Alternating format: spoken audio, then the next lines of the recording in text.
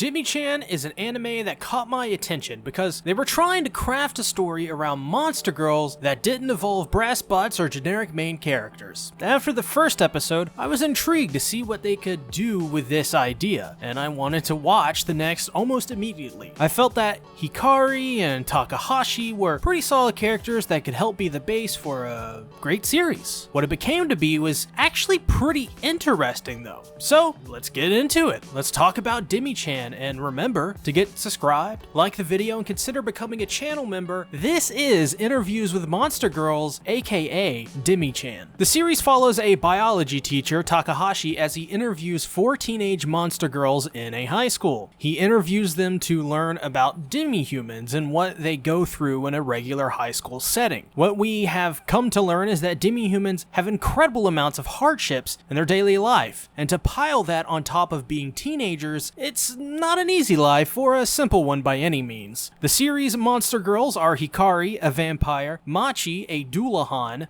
Miss Sato, a teacher at the same school as Takahashi and a succubus, and the snow girl, Yuki. There is a lot to like about Demi-Chan. The series is at its best when it's focusing on building up our characters and trying to get us to understand their struggles. There is a concerted effort in the show to tell the stories of these monster girls and give details on how they work both as people and as monsters. I learned a lot about succubus that I hadn't known before, and I'm not interested in succubus at all, which is probably precisely why I learned so much. Basically, before, all I knew about them is like they were kind of like children of Satan, but with this series I learned they have special, almost like power-like abilities to seduce men in all kinds of ways. In one episode they go into how simply taking off one layer of clothing, which in this case was just an exercise jacket, has an extreme effect on men. That to me is interesting, and they paid off the natural awkwardness of something like that with a lighthearted scene as well. Demi-Chan's biggest success is the attention to care and detail and genuine desire to tell the story of what it could be like for these young girls if they were indeed also demi-humans. What normal struggles would a Dullahan face, being that their heads aren't really attached to their bodies? How does her interactions with people differ? Same with Hikari, who is a vampire who wants some of that blood. Are people scared of her? Does she have these desires normal people don't have? These are important questions in a show like this, as without them, what's even the point of having this anime exist in the first place? But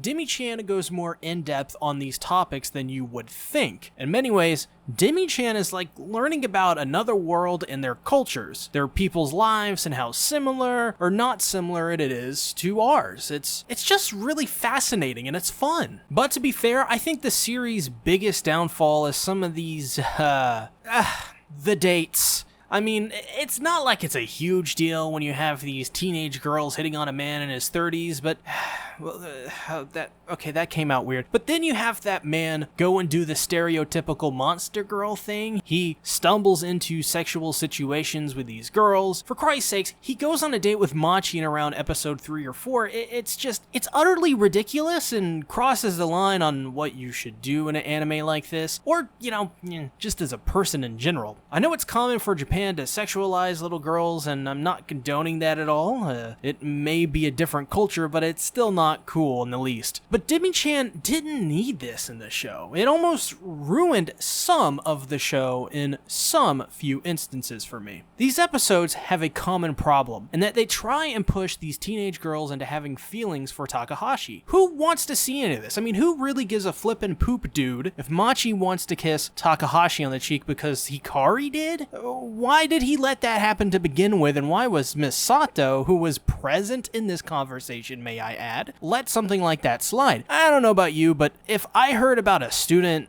kissing a teacher for any reason, you better bet I'm telling the higher-ups about it. Like I said, there are lines you don't really need to cross and shouldn't cross, and this show will sometimes do that from time to time. Alright, I want to talk about the character designs for a moment. I think that they're really good while still remaining in this kind of school setting thing. A good example of this is Hikari, who is more mischievous of a character in the series. So because of this, her attire matches her personality. Her hair is up in 2 buns and her shirt is not tucked in. This supports her character type pretty well, but I also like the design on Miss Sato. I think it's an interesting way to do a succubus character because in other anime, succubi are usually the most over-sexualized characters, not that I have any experience with that. She's dressed in thick workout clothing with her hair tied back and with boring glasses. It makes sense, and I don't think she would get hired by the school if she wore, well,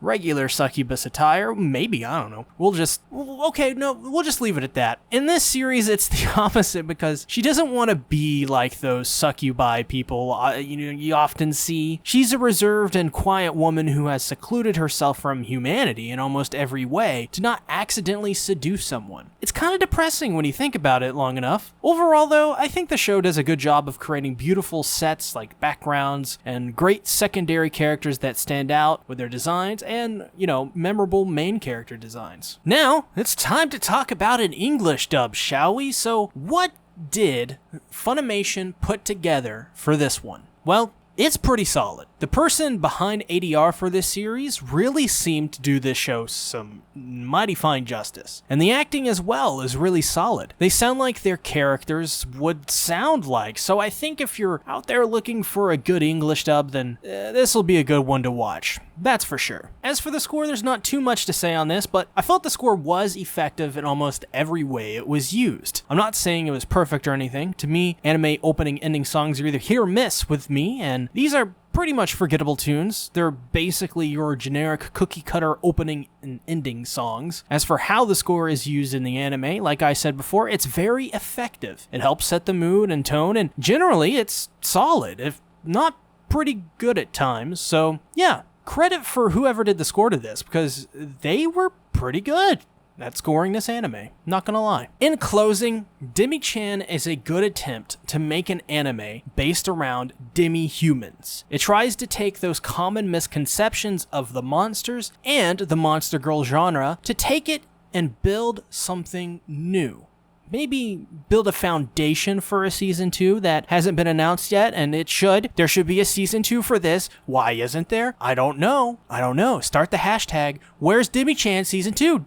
Dang it. But it seems old demons keep dragging the series back into the depths of the gutter just as it, almost grasps that brass ring and takes it down for glory. And yeah, the story hurts some because it tries to build up these characters, but then the next episode has a teenager going out with a 30-year-old man. Now that doesn't mean they don't do a good job with the show and its writing. They treat the lore of the characters very well, but as well, we can't forget about the score and animation. I think they're both very solid, and while there are things I personally do not like about them, I think many people will latch onto the character designs like Machi and Hikari. Overall, Demi-Chan is a very fun watch, and if you have the time to check it out, I know most of you do, I give my full recommendation for Interviews with Monster Girls, aka Demi-Chan. I promise you may not hate it. That's my promise. Yes, 100% recommendation for me, you guys. And I gotta say,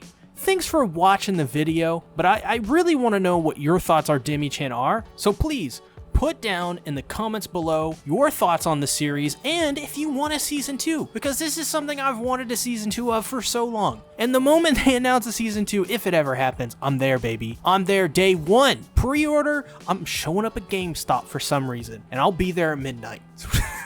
I'll be the weirdest person there. Just a random person showing at midnight to a GameStop. So with that being said, I guess give this video a like if you enjoyed it, subscribe and ring the bell, comment down below. You can become a channel member, you get early access to tons of videos. In fact, if you were a channel member, you got access to this video months before people saw it publicly. So with that being said, thanks for watching, you guys. I'll see you guys later. Everything you know is in the description below. Bye-bye!